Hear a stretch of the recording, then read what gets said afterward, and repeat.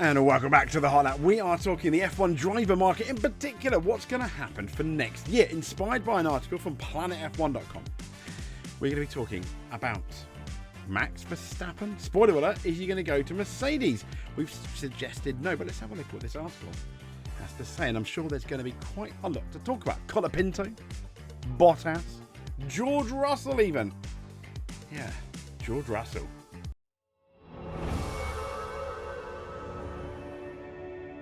So here we go, F1 driver rankings. What are the next 5 most likely signings? Now, as we know, when it gets to the summer, we are in I think a 3-week break. Then we have 2 races. Then we're in that 4-week summer holidays. And it is very much F1 silly season in full swing. So, as the article says, most of the grid is locked in for 2026. For example, Ferrari are locked in for 2026. Red Bull, at least from the Max Verstappen front, is locked in. Aston Martin, arguably locked in, but maybe not so much. So this is interesting. They've said Arvid Lindblad promoted to Formula 1. So Red Bull Junior Lindblad, he was recently handed an exemption from the FIA to allow him to gain his super license before his 18th birthday. The last person that did that, I believe, was a certain Max Verstappen. And that was put to good use at Silverstone because he had his FP1 debut with Red Bull. Now, the 17-year-old, 17, not 70, he's highly loved by Helmut Marko, and all bar Max Verstappen thought to be out of contract at Red Bull and Racing Bulls next season as it stands. I mean, other than Max, it's almost a free-for-all, and it is thought that he's being prepared for a potential drive in 2026. The junior squad Bulls, his most likely destination, with Yuki Tsunoda and Isaac Hadjar potentially set to be evaluated over a Red Bull seat. Yeah, I mean, talking about the Red Bull seat, once again, it is no...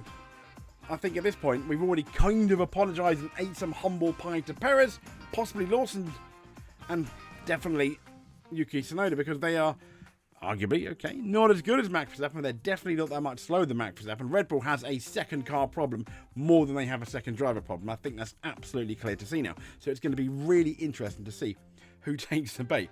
Now, the article says there's no conformity yet as to how each team is going to set up for next year, but given Lindblad's rate of progress, a recent outing for the Racing Bulls, and gathering a Formula 1 experience, it's likely he's going to have a race seat for 2026. Yeah, I completely agree with that. They're not going to be investing that much unless they're looking for a race seat. Now, here's interesting. Bottas to Alpine or Cadillac. Now, if you believe the rumours, Alpine, he could be driving for Alpine as soon as Spa. I don't think that's going to happen, but he's made sure his presence around the paddock. Everyone knows he's on social media, he's all around. Since he's left Mercedes, he's become quite the meme lord, let's say. Cadillac has been touted as a potential destination for him, with 2 extra sets of seats joining the field for next season, as we know. But it has emerged recently with, let's be fair, Jack Doohan and Colapinto not exactly setting the Alpine world alight, in particular when compared to Pierre Gasly. Whether that's fair or not, they haven't been getting at least the results that Flavio Briatore is happy with. And Alpine has emerged as a potential destination as a result. Now, we've heard that there's been conversations, allegedly, between Toto Wolff and Flavio Briatore about a potential move and whether Mercedes would stand in the way. It appears, quite rightly, that they would not, which is interesting. And it seems that the interest in Valtteri is increasing even more. I believe that's from Toto Wolff. He deserved the seat. If someone grabs him as a race driver, we'll let him go. Of course, with a tear in the corner of our eye. Now, Alpine, as you know, they're going to be Mercedes customers next year. So, current seat holder Franco Colapinto is understood to be in a position where he'll have more time to show his credentials. It's a shame that a certain Doohan didn't show more time to show his credentials, but there we go. Now, here's the big one there, saying Max Verstappen to Mercedes. I do not think that's going to happen. But it's well known that Verstappen has a long contract with Red Bull in 2028, but it's thought that a provision for him, he has this clause to exit early. No one knows exactly what it is. There's been all these rumours. And that position will be unlikely for the reigning champion, given the four. So, if he is outside the top 4 places in the Drivers' Championship, that's the rumour, come the summer break. So he's got 2 more races. And they said it's a 46-point gap he holds to Charles Leclerc in that position. But while Mercedes has kept its counsel on the situation, insisting any business will be conducted in private. George Russell, he threw the situation out in Austria by suggesting that they're talking to Max. But last month, saying it was normal that conversations with the likes of the Dutch driver ongoing, and it makes sense. You're Mercedes, you're one of the best F1 teams of recent times. Why would you not be talking to one of the champions? But I still don't think it's going to happen. I mean, they've got George Russell, they've got Kimi Antonelli. Kimi's coming on well. I wouldn't say he's had an amazing season. I wouldn't say it's been disappointing. It's been just above average, I think. He's had the highs of Miami Sprint and a few rookie errors. But Mercedes believe in him. George Russell is driving the best he's ever driven in spite of the, what was it, by his own team's admission, the suicidal call at for the British Grand Prix in the pits. But there we go. Now, Wolff confirmed the team would look at the summer break at the point which it would decide its driver lineup. Don't believe that, because that's been said before and then it hasn't happened.